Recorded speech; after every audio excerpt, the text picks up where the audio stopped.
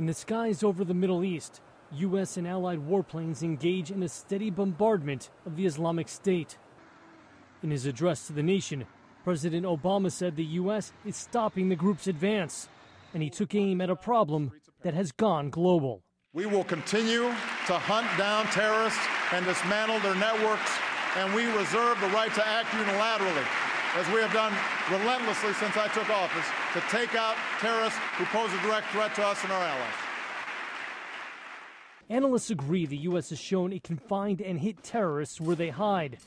Yet even in the face of U.S. airstrikes, the Islamic State has refused to back down and continues to parade hostages it threatens to kill. David Gardenstein-Ross at the Foundation for Defense of Democracies isn't surprised by the group's resilience. Overall, the threat of violent non-state actors committed to a jihadist ideology has massively increased over the course of the past 4 years. We're not moving in the right direction.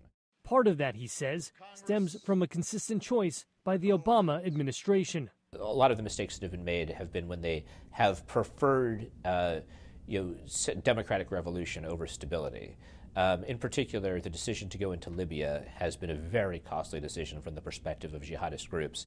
During the Arab Spring revolts, President Obama said the U.S. welcomed change that advanced self-determination and opportunity in the face of what he called the raw power of the dictator. Yet U.S. military officials now believe there are a couple of hundred Islamic State fighters training at camps in eastern Libya. Other groups are also using Libya to rest their fighters, make connections, and acquire weapons. Even in places where the U.S. saw progress, like Yemen, the situation can change quickly.